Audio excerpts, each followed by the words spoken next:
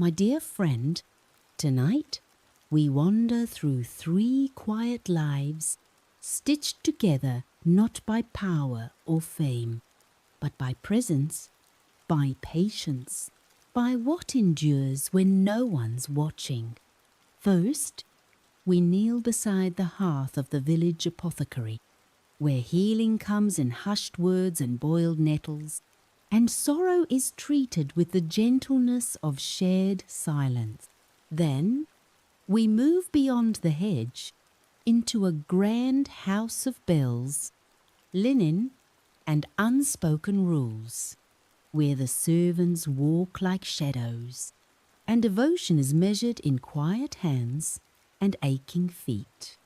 And finally, we enter the rooms no one dares name, the silk-lined stillness of a young lady's life, married to a man who sees her only in frame and function, not as flame.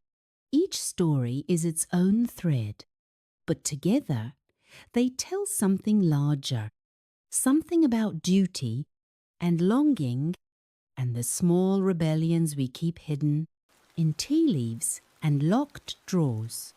If the world has been loud today, this hour is for you. Let's begin by entering a world of bottles, brews, and secrets steeped in vinegar. This is story of the quiet cures of the village apothecary. No swordplay, no grand feast, just the soft clink of glass, the scent of dried herbs, and a woman who listens more than she speaks. If you've ever searched for healing in strange places, let me know in the comments what comforts you when nothing else does.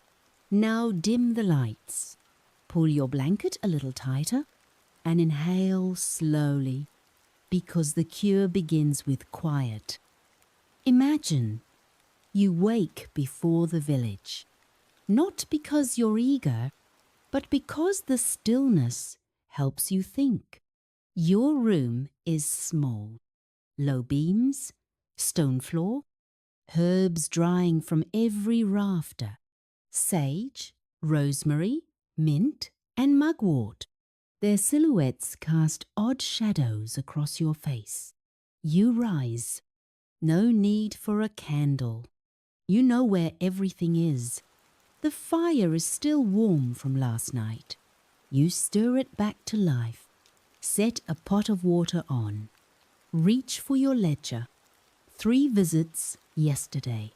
1 child with boils. 1 man with a guilty heart. And 1 widow who just needed to be seen. You refill the herb jars by touch. Slice dried roots with practiced fingers. And wait, because the village will wake soon. And someone will come. This is your rhythm. Morning begins with silence. A silence broken only by the bubbling pot and the rustle of dried leaves. You light a single candle and place it in the window. It's not for show, it's a signal. You are open, and the world, with all its wounds and wants, will come knocking. As you look around the room, you hear 3 taps. Then silence. You open the door. It's Thomas, the baker's son, pale, wincing. He points to his cheek. Swollen, red. You nod. Tooth again? He nods back. You guide him inside. Sit him near the hearth. He pulls his cap off politely, cradling it in both hands. You go to the shelf and take down a tiny clay jar of clove oil. The cloves were steeped in olive oil for 7 days, left in a warm nook of the hearth, shaken gently each morning. The oil is dark and potent. You dip a strip of clean linen in the liquid, then fold it tightly. You press it gently against his jaw. He winces, then sighs. Will it stop hurting? He asks. Eventually, or fall out. He laughs, weakly. You hand him a barley cracker, 2 on the other side. While he nibbles, You pack a small satchel with birch bark, dried chamomile heads, and a few whole cloves wrapped in waxed cloth. Boil this for 10 minutes. Strain it, swish and spit, no swallowing. He nods solemnly. You mark the ledger. Toothache, clove, patience. The pain may stay, but now he carries something else. The feeling of being seen. You sigh as you watch him go. She doesn't knock, just slips in like shadow. The widow from the south fields. She places no coin, just stands. You pour chamomile tea, add lavender, a drop of valerian tincture made from the roots you dug last fall and dried beneath your bed. You stir it with a carved spoon and pour it into a thick ceramic mug. The steam rises like a question. She sips. Her hands tremble. You haven't spoken in 3 weeks, you murmur. She closes her eyes. You hand her a pouch. Inside, dried petals of rose and calendula, a prayer stitched onto linen, and 3 warm stones from the river, rubbed smooth and wrapped in a handkerchief scented with cedar oil. Put this under your pillow and breathe deeply. She leaves, still silent, but her eyes are softer. You mark the ledger. Melancholy, tea, presence. You know that grief is not a wound to close. It is a landscape to cross. And sometimes what people need is not direction, but company. At midday, you hear loud knocking. A boy is crying outside your door. His mother holds him. His arm is red, swollen, a boil, angry, tender. You lead them in. You pull a small iron pot from the hook and fill it with well water.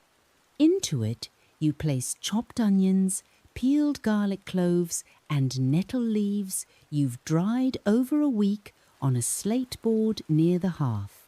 Once the mixture boils, you mash it with a wooden pestle into a thick, sticky paste. Then mix it with a spoon of lard to bind it. The boy watches, wide-eyed. Will it hurt? He asks. You smile. Yes, but not forever. He nods like a soldier. You smear the salve.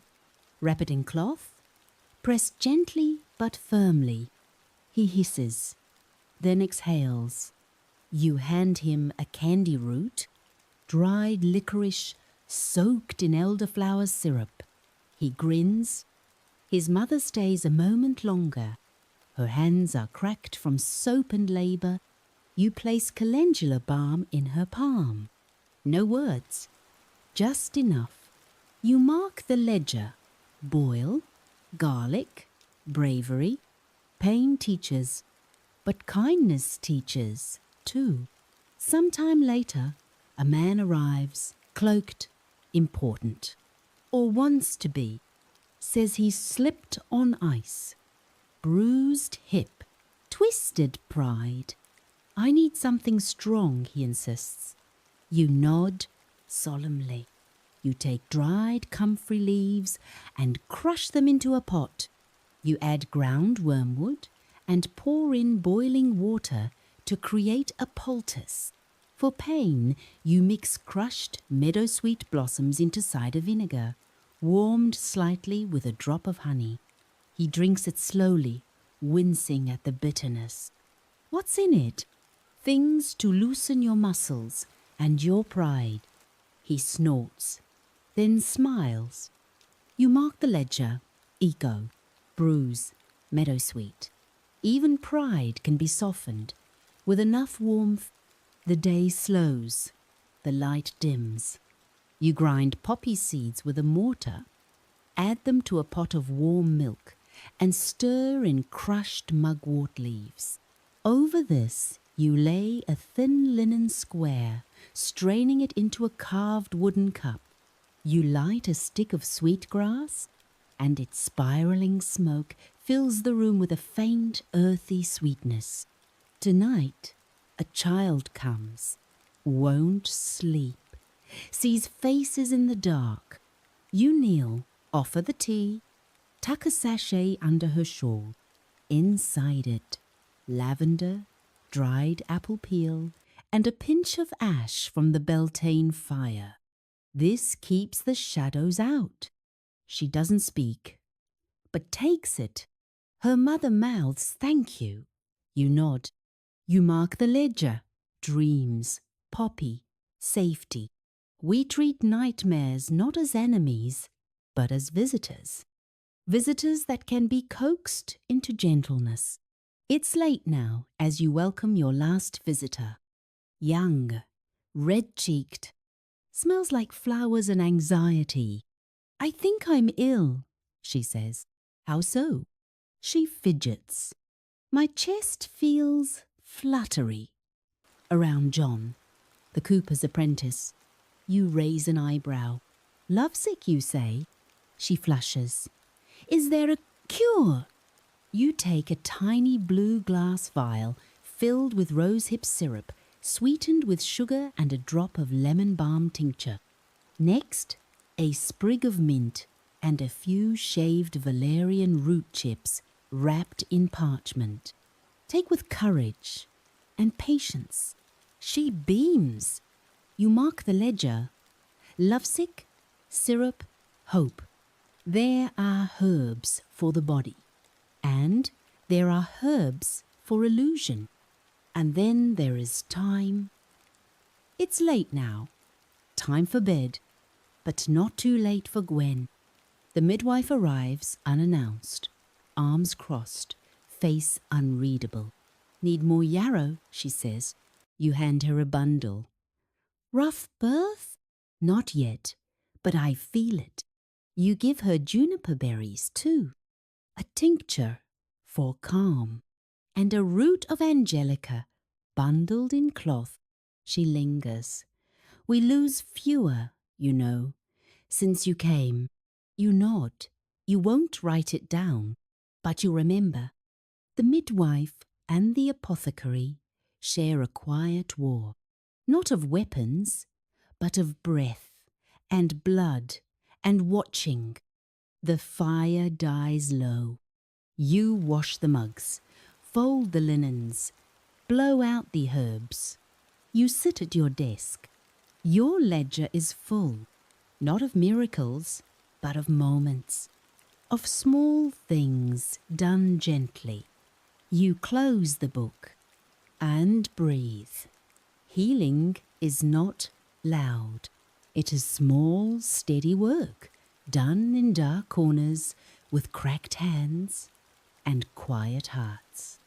So next time you seek comfort, in tea, in touch, in being understood, think of her, the apothecary who spoke softly, who healed quietly, who never promised a cure, only presence.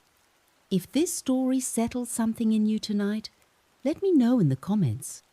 And if you'd like more gentle glimpses into the forgotten corners of history, subscribe, stay close. Until next time, be well and sleep deeply. Good night. Still awake? Good.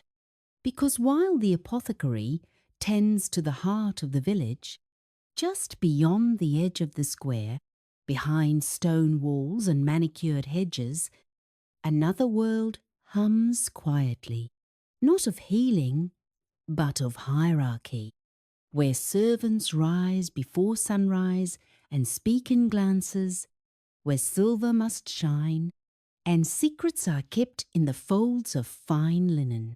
Let's cross the threshold now, to the manor house.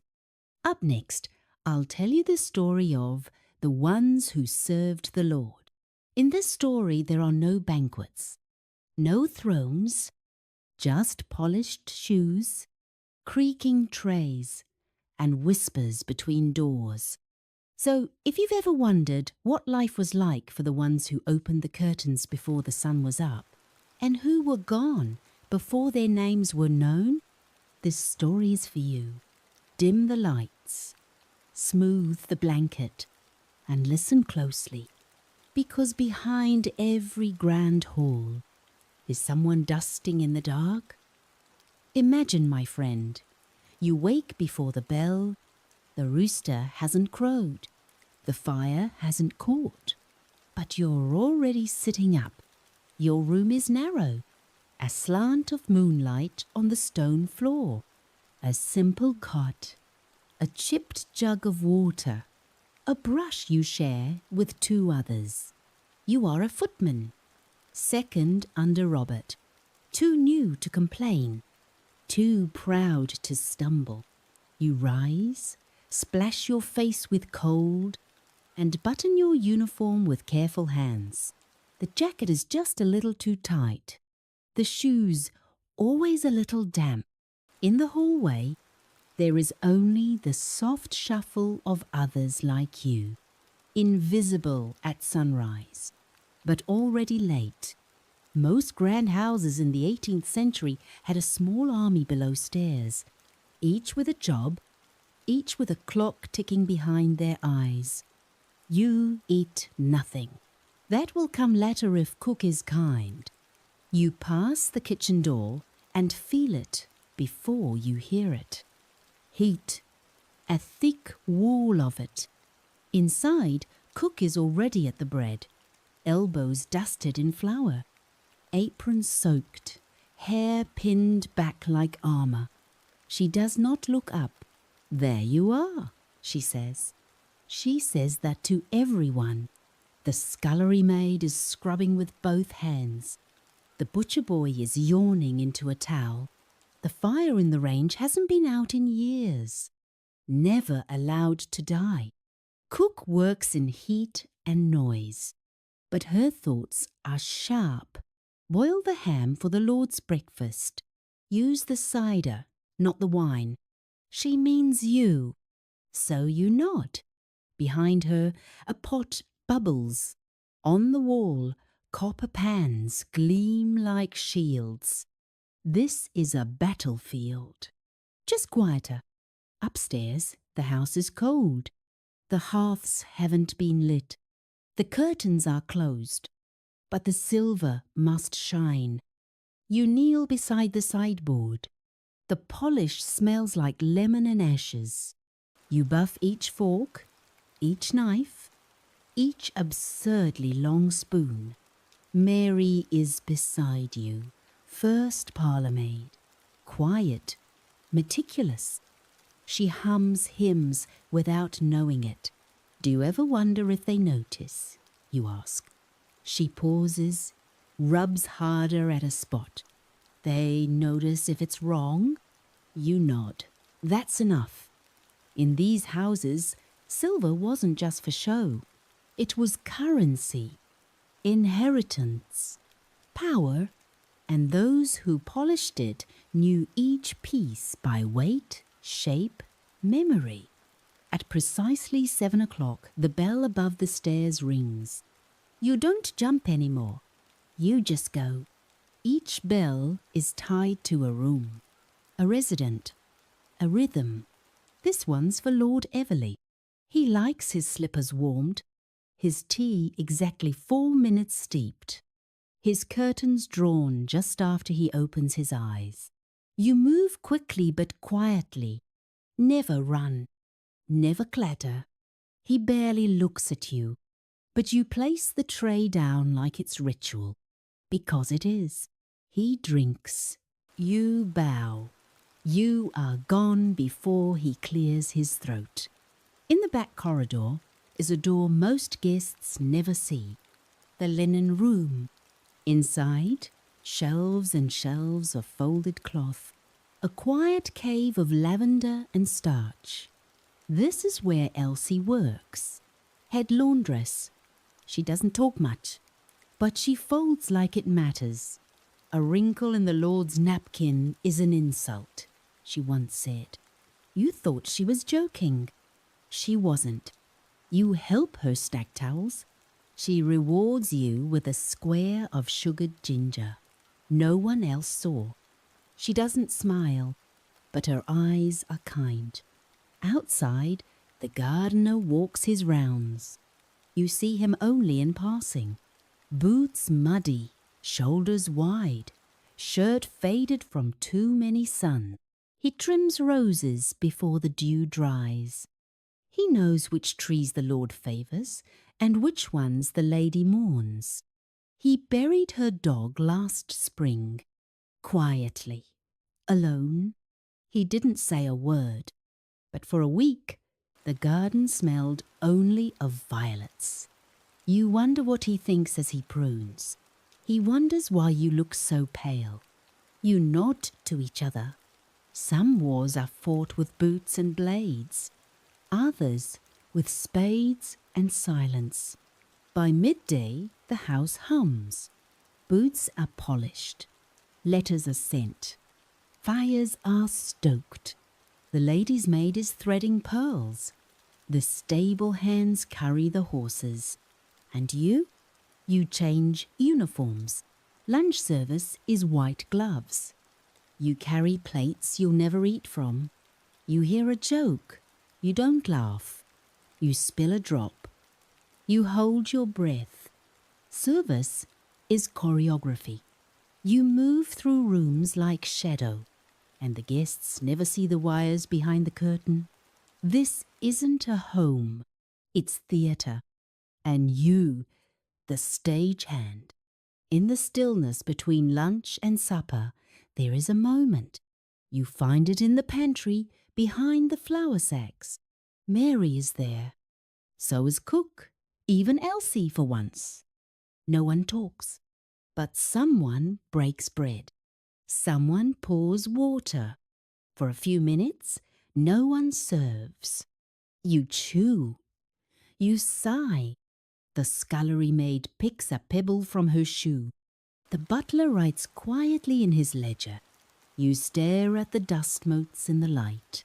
This, perhaps, is the most sacred part of the day. Not prayer, not bell, but silence shared. And then the bell rings again, and the silence scatters. The Lord is entertaining. The table groans with roast and game. The candles flicker. You stand beside the door, holding a wine jug like a weapon. One guest spills a story too loudly. Another makes a joke that bites. The lady laughs, but her maid watches her closely.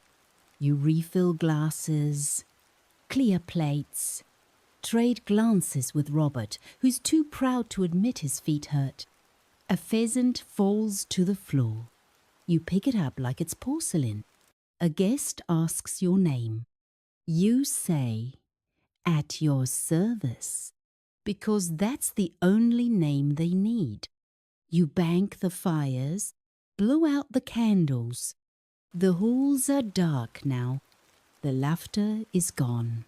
You walk softly down the servants' stairs, shoes off, heart tired. You pass the linen room, the kitchen, the bell wall. Each one is quiet now. You reach your cot, sit, breathe. The day folds itself up like a napkin. You trace the blister at your heel, stretch your fingers, close your eyes. Service doesn't end when the guests leave.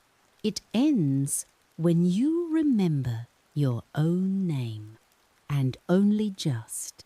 So next time you picture a grand hall, think of who lit the candle.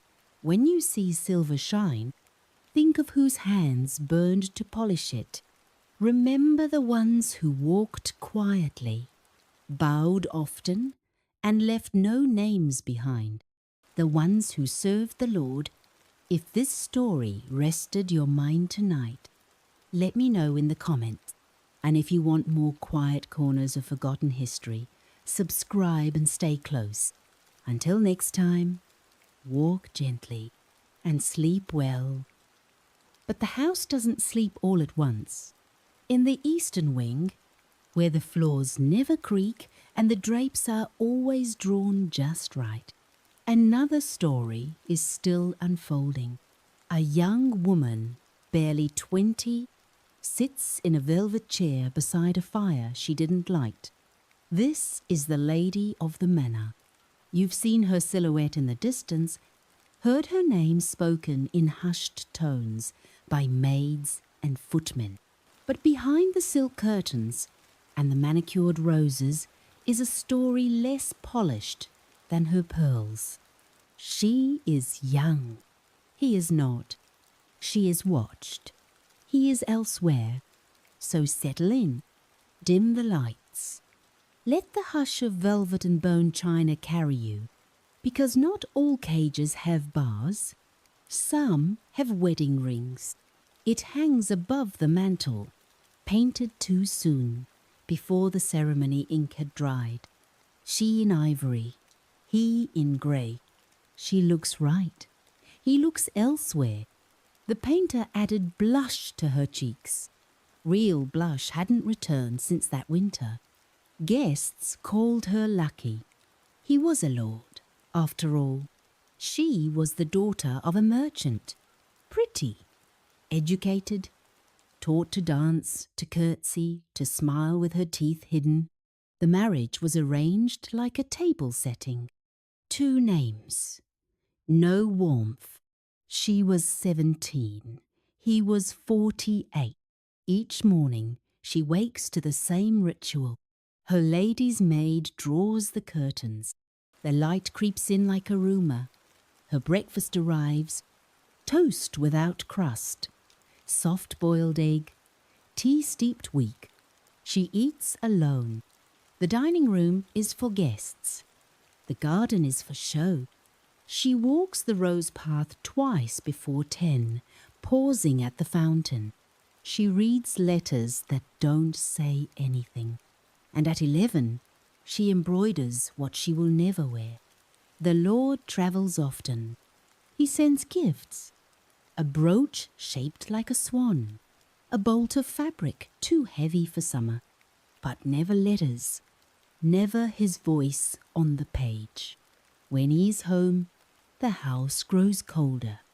He enters rooms like wind. Stirs everything, says little and leaves. He corrects her grammar. He moves her book. At dinners, he raises his glass. To guests, never to her. Once a month, the former lady of the house visits.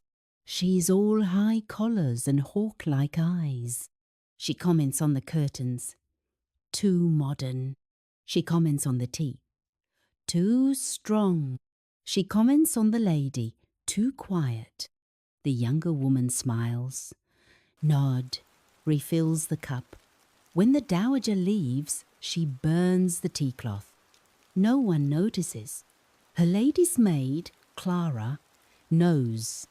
Clara grew up on a farm, lost 2 brothers to fever, keeps secrets like stitched pockets. She brushes the lady's hair each evening. 100 strokes, no more.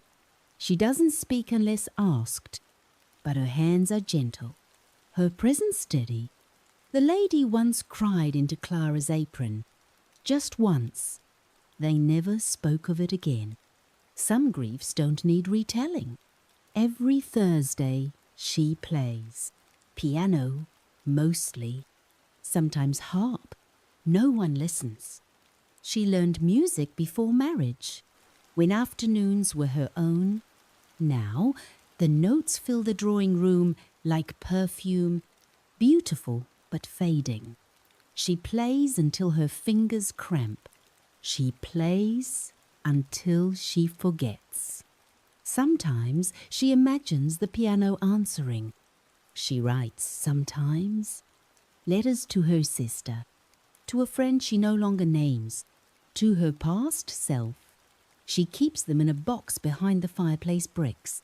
They begin, I am still here, and they end, maybe tomorrow. Clara found one once, said nothing, but the tea was stronger that day.